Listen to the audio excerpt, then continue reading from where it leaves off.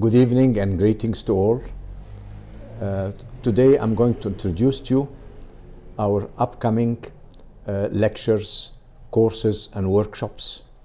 And there's a special topic that's very dear to me that I would like to address at this moment in relation to our workshops, and that is the different types of workshops where the artisans are here to teach us the different things we can do, for example, engraving or other different types, or inlaying and things like that, all the different types of artisans. Why are we choosing to learn such things? Is it just a hobby that we want to practice, so we produce different workshops and everybody can choose a workshop, like a calligraphy workshop or hieroglyphic workshop or any type, pottery or engraving? Or, I mean, what is the reason behind this? We are not introducing new hobbies. The whole idea of this type of work is actually a sort of a spiritual self-improvement. It's a spiritual path, but it is not a means of reaching a certain spiritual attainment. No, it is in itself this perfection that we want to learn. The perfection itself is the goal, is the spiritual goal. To explain that, let us take all the religious rituals in all religions. We think that if I pray, fast and do all the rituals properly, I mean, that this is the core of religion. That means belief has to do with doing all those religious practices. Now, we must know that the rituals that we have in Islam, for example, they're much older. They're thousands of years earlier. They were there at the time of Ibrahim and even before him. So rituals related to certain sacred power spots are as old as humanity. So the rituals in themselves are a way of connecting us through sacred power spots that have a sort of a connection to higher dimensions from which we can enter into resonance with a certain spiritual energizing principle that brings harmony into our life. That's the divine light that we want to enter into resonance with. So the rituals, each type of ritual has at its goal this type of connection. But the rituals in themselves are not a goal. The rituals in themselves are not a religion. The rituals are not a belief. The rituals are just means to an end. The rituals are a way that takes us to the goal. Okay, then what is the goal? It is the same goal for all religions. The belief that we have in any religion is not a theoretical thing. No, it has to be translated into a practical activity. Spirituality, if not practiced, is useless. Attaining a certain amount of illumination in our energy makeup in itself is not a goal if we don't really put it into work. So actually the goal of all religions and the ultimate belief is very simple in the word excellence. Excellence of action. Now, let us see what is this excellence of action that we are saying is directly linked to the spiritual goal that we have. So belief is a practical thing. Excellence is a practical thing. If I go back in history, let's take in the times of ancient Egypt, when the Greek philosopher Pythagoras, he got a letter from the king of Samos there, and a letter to the Egyptian pharaoh to come and study in the Egyptian temples. So he came, and the pharaoh gave him another letter of introduction to the different temples of Egypt, and told him, with this letter they will accept you anywhere. So he went to the first temple, said, I have a letter from the pharaoh, I want you to teach me the knowledge of the temple. And they told him, we are sorry, we have nothing to teach. So he was upset. I mean, is it because I'm a foreigner or what? They don't want to teach me, so I'm going to go to the next temple. He goes to the next temple, and the next one, and the next one. And every temple he gets rejected. They tell him, we have nothing to teach. So he thought, why are they keeping it such a secret? I mean, why don't they want to teach me? So he met a priest, and he went to the priest and told him, look, I've gone to almost every temple I can find in Egypt, and they don't want to teach me anything. So why is that? Is it because I'm a foreigner? So the priest told him, no, it is because we have nothing to teach. That's why we can't teach you. So he said, then why do you have the temples? What are you doing in the temples? Where are the secrets that the whole world speaks about? And the priest told him, we are temples of experience. So we are temples, you go and you practice something. And when this practice you do, whatever thing you choose, when it reaches the level of excellence, then this is what we offer you. But it's not a teaching, it's experience. So what is actually this word excellence? In Arabic, we have the word ihsan. Ihsan, this is the highest level of it. Can be transformed as a form of benevolent excellence or something like this. So let us look more detail into ihsan or excellence in more detail.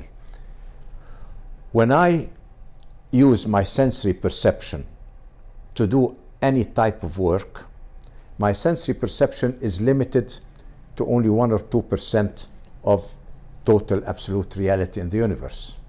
That's where the senses confine me. And my perceived reality is made up of only 1 or 2%. So if I use my sensory perception and my sensory awareness to produce the most beautiful, the most excellent work that I can think of, I'm producing a work that has qualities limited to the 2%. So it will not have an effect beyond sensory reality. Now, what if there was a way that whatever work we do reaches the whole 100% of perceived reality and all the invisible dimensions in nature? So my work would be in resonance, if it would be an excellence radiating through the whole universe. I would play a role of bringing harmony through whatever little thing I do, bring harmony into the whole universe. So how does that happen? I let the 98% that I'm not aware of, that are beyond my sensory perception, I let those run my activity, because they are the majority. Like any company, the one who owns the most shares, he can run the whole thing. So I give the reins of my activity to the universe, to divinity, to God, to run my action. And that's the meaning that of the word Islam. The word Islam means surrender. So that means instead of you being the master of the activity, the director of your activity, you surrender this leadership of your activity to the higher order that owns the 98%. So that means all this multidimensionality that exists in the universe and is reflected in your subconscious, it is found in there as well as out there, because there's no time and space there. How do you access it? Well, the heart accesses those dimensions, because for you to be alive, your senses must work. So we must understand that our being, our personality, our perceived reality is a second stage of existence. Even time and space, linear time and space, is the result of sensory perception. Cause and effect is the result of sensory perception. It's a secondary stage. Before that, the heart has to beat and send blood to the brain so that the sensory world can be activated. That means that the heart is run by something that is before our time and space. That means the heart does not follow linear time and space. It follows multidimensionality of the universe, where there's an eternal present, where past, present, and future are equally present in one big eternal state. Now, these laws from there, those eternal laws, they run the body. So the body is run by the universe. But how is it that we grow old and decay and all that? If it's run by the universe, I should be able to live forever. No, this doesn't happen, because the moment sensory perception and linear time starts, I become aware of my body functions, and so they are pulled into the linear time in the linear evolution, where there's a beginning and an end. But the heart itself is connected to the 98% of the universe. The subconscious is connected there. So for information to come from there into our sensory perception, it has to be translated into time and space. And the laws of the universe that run our body are perceived by us. When they're translated, they're perceived as the values, our inner values. So how do I bring the 98% into my work so that it is run by the higher order? It's very simple. You follow your heart. Follow your heart means don't follow your brain. Follow your inner intuition in a way with your work. How does this come? This comes through the practice of perfection. When you do something, you learn more, you put all the values in it, and as you perfect it more and more and more, you're reaching a higher level, until a certain point arrives when you feel your subconscious is running the work.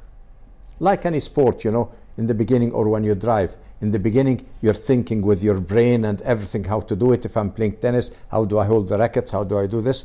But at the end, this will not make you the perfect player until you reach the state where you feel it comes automatically from your subconscious.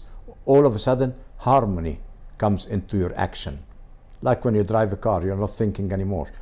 the inner self brings harmony into your driving. So once the activity has reached a certain level, you have to go through all the things that make it perfect: knowledge, technique, and even the emotional relationship to it. Every aspect of every inner value should impregnate your work. So at that time, it's the inner values that are running the show. So at that time, you will reach a level of excellence.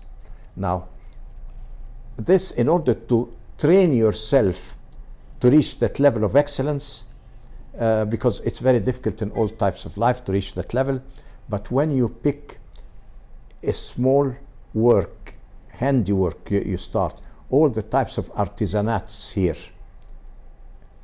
you learn perfection by perfecting any activity. This is where you reach a level of excellence. So if we go back to all the spiritual movements in the world, they did not start as we see them today, philosophy, religion, belief, spiritual exercises and things like that. No. They started as workers' unions or things like that, where the workers, whether they were masons or sculptors or whatever they did, they learned to perfect their work, perfect their traditions, perfect their work. And this perfection didn't have theories behind it, a name behind it and all that. All it had is perfection run by the subconscious. You perfected your work. This perfection is what makes them reach a level of excellence. Now, they have nothing to explain. They have no theories. They have no philosophical or religious theories behind that. All they have is experience. So this is the only spiritual development practiced in the ancient temples, and you can find it practiced in the monasteries today. This perfection through work, through experience. Now, perfection through experience means that all those spiritual movements were just handicrafts. You are doing something, whether it's calligraphy, whether it's writing, sculpture, or whatever, and there's no belief behind it. Itself is belief. So you see, belief is practical excellence, is actually the central belief of all religions. So belief has to be practical, not theoretical. You can't pray and then just neglect your work. There's no belief here. Belief is excellence. And so those groups had no theories, nothing, and all that. Then people came in and saw those artisans as spiritually evolved people. They had a huge respect from the people. Not like today, where we have brought them down to a very low category in society. No. Originally, they were the holders of spiritual activity. So they held a very high esteem in society. Now, when they held such a very high esteem in society, all people from all parts of society wanted to join into their associations or their guilds and all that, to join into this honor that those people were having. So they came in and became sort of entered as members in those societies. And a philosopher would start explaining the spirituality in philosophy. A religious person would explain it in religion. So every person would explain it, and they started developing spiritual paths based on intellectual understanding, so, or religious understanding. Now, it wasn't practical anymore. And so when they kept asking the workers, tell us the secrets you're doing to incorporate in our teachings, the workers told them, like the ancient Egyptian temples, we have no secrets of work. We are just working. Now, those people came from all echelons. They were judges. They were from very high levels of society. They wouldn't come and start doing masonry work or sculpture, things like that. So they kept to the theoretical aspects and they kept this sort of prestigious presence, which made the workers in all those societies pull out. They were the origin, but they just pulled out. So the concept of experience through work, the real essence of practical belief, was taken out of all the spiritual societies that you find around the world. So today, most of those religious or spiritual societies are not practical. They're theoretical. And you think that having a certain belief is enough. They're not associated to work. If we look at the ancient prophets or seers in history, we find that each one was a master of a craft. None of them was just preaching.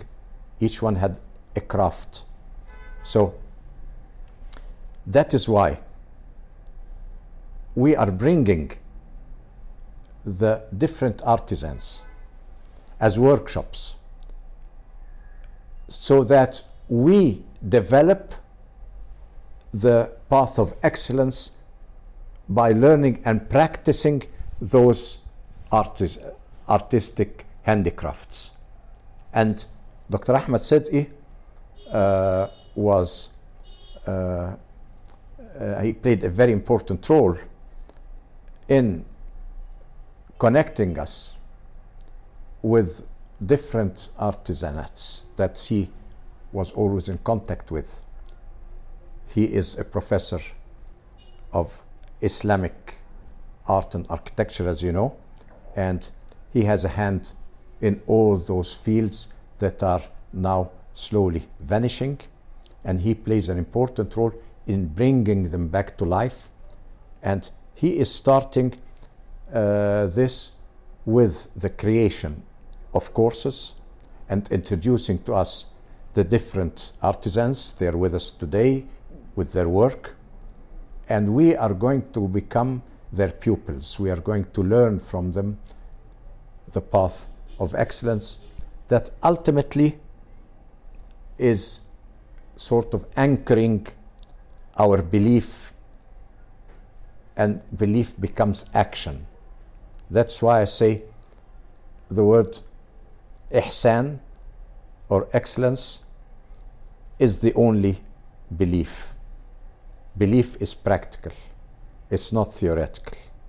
So I leave you in the hands of Dr. Ahmed Sidqi, who will introduce you to the artisans and he will give us a very interesting lecture about all types of work from the Islamic eras in all the geographical areas of the Islamic Empire. So I thank you very much and leave you in the hands of our able Dr. Ahmed Sidqi. Thank you very much. Now we have Mr. Karim, Mr. Ahmed for the mother of shell inlay, Mr. Imad and Mr. Muhammad for the silver inlay on copper, Mr. Mukhtar for the azure art, which is wire jewelry. The main motivation for working and remaining as craftsmen in this art is dedication, love, passion. The people who were working in this craft are two types. Either he is a descendant of a family, a generation after another, so they continue passing the art, or those who became students for those who were educated from such families, so who became like a member of the family, a member of the family of the craft. It's not really for the money only to continue and to proceed in such arts, because it's really hard, because he cannot take the burden of taking a couple of years of his life to remain as a dedicated student and in turn, and then at the end of the day, then he is taking the hierarchy of developing his skills to be able to reach to the mastery, because this is a very hard craft. There is one speciality about it. It's a diverse from the Islamic art, because of the nature of the Islamic art is diverse. It's a very, very diverse art, type of art, where you find lots of calligraphy, for example, calligraphy styles. The fonts are different, the styles are different. You might find different shapes, zoomorphic, anthropomorphic, and vegetal, geometrical. All of these are within this milieu, so you feel the diversity, so you can feel that every day after another. When you master one technique, you need to just develop yourself with another. This is a motivating one. It's a technical motivation that I myself would like to excel. I like to just excel in my profession. That's one of the motivation why I'm hypnotized. I am attracted to this. And people are got one excuse for just departing from this, because what they have suffered and what they have been deprived because of such a craft. Well, nobody is really supporting us. There is no syndicate that is supporting us to proceed and to continue in the tradition and the craft like this. Even when we have the claims of the government that we're taking in some crafts exhibitions, it ended up with some companies organizing the exhibitions, so they have their own folks, their own people, and they end up with decoupage and some inspired ornamental features, but not really as authentic as dedicated from those who are from the very origin of this craft. So there are companies organizing the exhibitions, but not really supporting the actual craftsmen who are manufacturing such arts for, they've been doing that for 7 centuries. So that's why I don't like to see my sons, my siblings suffering from what I've endured, and I'm enduring until today. So that's why I'm not going to give this destiny for my son. So I'm going to advise him to go and to be dedicated to another type of education or anything else. So that's why it's a dying craft, and we are losing it. That's why we are supporting ourselves, and this is the blessings of God for us now, like a miracle. But this is not going to remain like this. It won't survive like this, because we find some little niche so we can market for our breadwinning. But who else would continue like that? Like, for example, many craftsmen who got their own workshops, turning it into a mobile shop, or departing from all of that, leaving that and going for driving a tuk-tuk or a taxi driver or anything like that. So until today, we have 9 families only. They are distributed to cover all the work in this craft.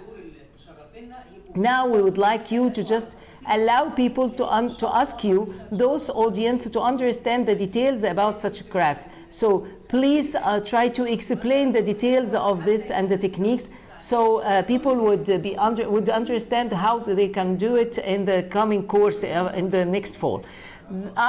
This is another craftsman. This is Mr. Karim Mustafa. He's a 4th generation of his family. I'm going to explain it.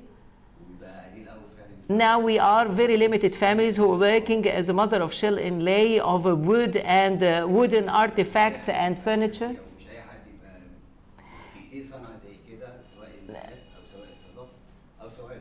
Those people who got this crafts and this skill, it's very rare people to find with such a quality, either in the copper or in the wood and the mother of shell inlay.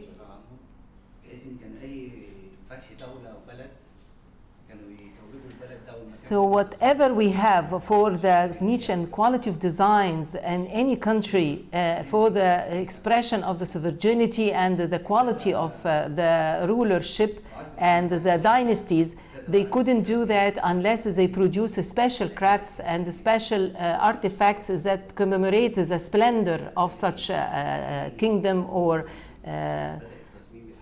so that's why they excelled in the ornamentation, this style. I definitely inherited such a skill from a generation after another.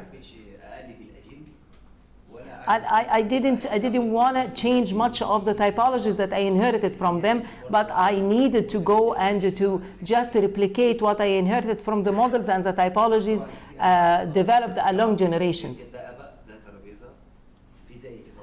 So for example, different typologies, but we are keeping repeating it, like for example, such a pedestal, which is a table or like a coffee table or a side table. When you find lots of ornamentation in here, vegetal and calligraphy, intricated to commemorate this kind of a more Ottoman in its style because of the crescent and the star, as you can see. This is a little new form, which is curvature. Now I would like to show you this casket with such a typical ornamentation of this little flower-like. And I'm explaining here that those people really developed in such a traditional areas. So the historical areas are not just a place to exhibit catalogs of architecture, but it is a spot like an open institute for such arts and crafts where you can learn and develop that. I hope people would learn from this and learn such crafts so they can continue and revitalize such arts and utilize it in their lifestyle today with such beauty. And they can even go much further and continue using it in their own lifestyle with more modern typologies. So we have the old models and we can develop the modern one. Now we are going to speak about the azure or the jewelry of the metal wire work. I am Mr. Mukhtar Abdelaziz, and I am a jewelry designer and a manufacturer of the traditional jewelry art. I work in an international organization or a corporation called Lazardi, which is a jewelry maker. But my very specialty and what I originally learned, I learned to do the wire work that is inspired from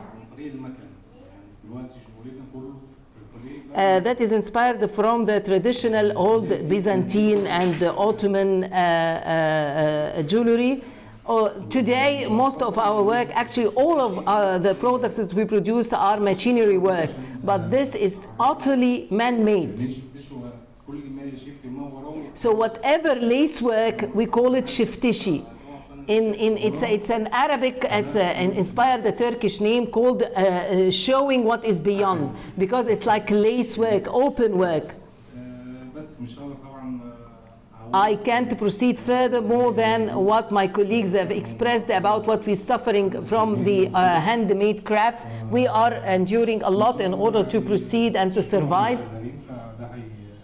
But definitely, whenever that you are going to join our course and jewelry making course and wire composition, you would learn a lot.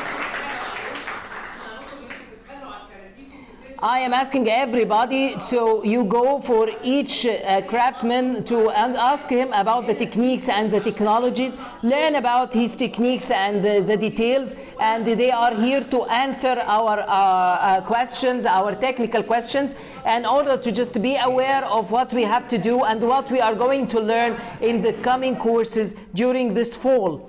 So they're going to provide us with technical workshops here in the BioGeometry Center, and we are going to announce about that, conveying all the techniques and the technologies needed so you can learn the original techniques, but definitely you'll be able to produce your own designs. Great if you can inject it definitely with the BioGeometry principles and considerations.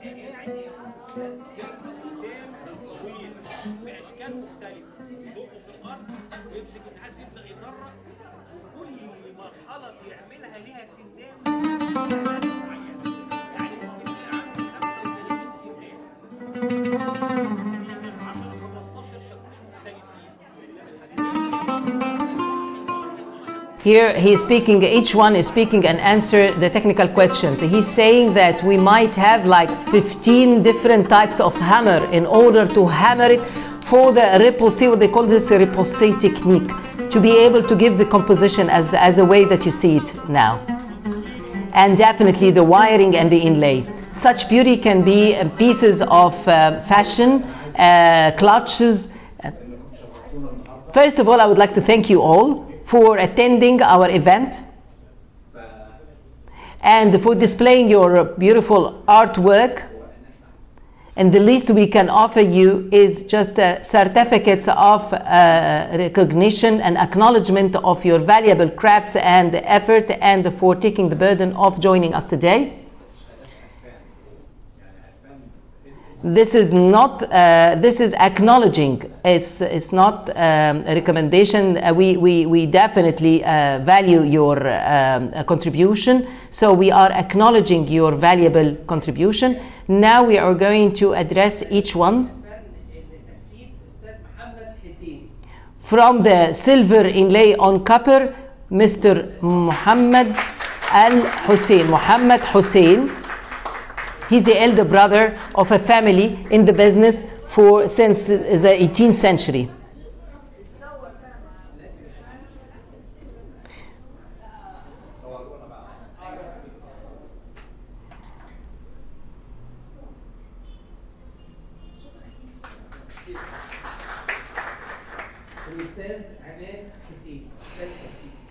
Mr. Imad Hussein, also from the art of inlay. Silver inlay on copper, metal inlay.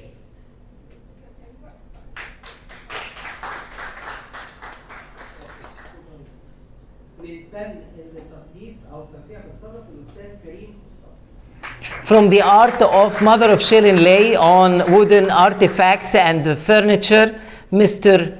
Karim. And there is his assistant, Mr. Ahmed, but we didn't know that he's going to join him, so that's why we would have prepared the certificate for him.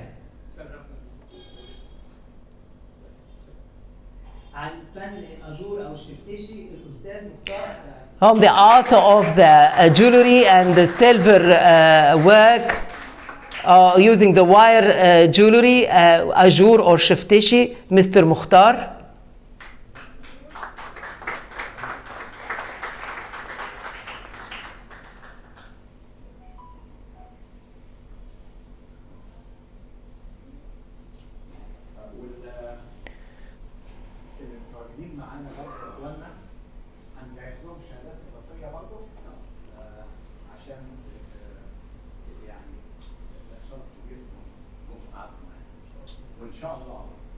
And those who are attending from other arts, like for example the tile makers, etc., because there were many attending the event, and they are going also to contribute to our courses, programs, and workshops. We believe that we just have to ask them to come and contribute to our programs with workshops. Some of the workshops will be held in our center. Others, we will be visiting them in their own headquarters in order to learn from them directly and to learn and to get an idea about the crafts and tools.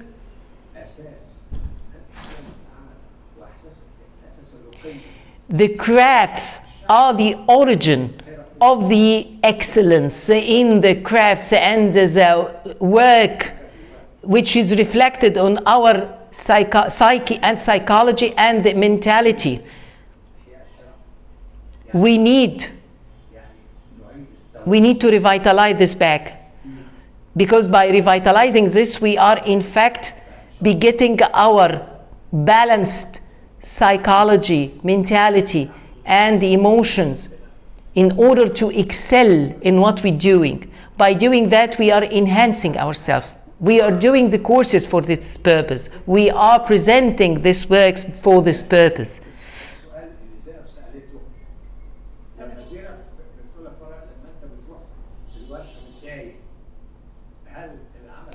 So I like the questions being asked before.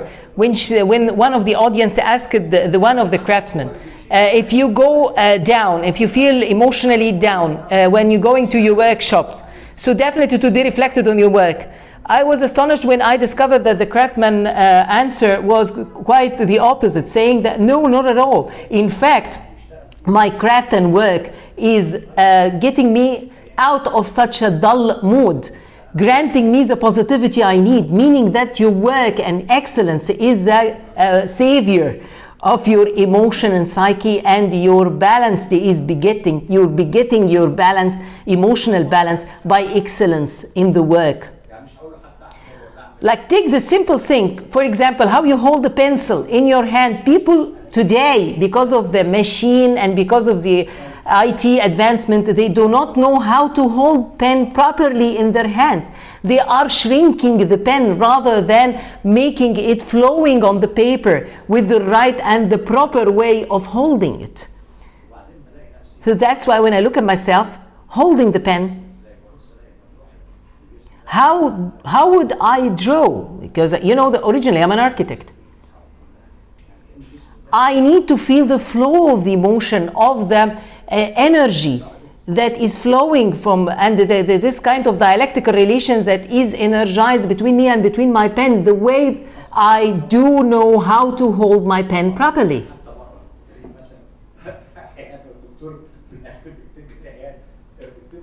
So when, for example, I criticize people who do not know how to hold their pen. Like, for example, when I go for a medical prescriptions from a physician and I see him that he's writing something to me while he's shrinking the pen in his palm, and I just cannot stop myself by hitting his palm like this and fingers and telling him, you are not going to write to me something proper because you do not know how to hold your pen. Well, he's astonished, looking at me like weird look, but in fact I'm answering him back. You need to excel in every craft that you do. You need to excel in even the way that you hold your pen. As much as anything else, you are excelling, you are providing, and you are manufacturing, and you are working with it. And everybody would select whatever craft, whatever skill that he would like to learn about in order to enhance his energy. So this would contribute to what we are planning for the traditional crafts and the different skills as helping tools that should be always present in our school, in our center.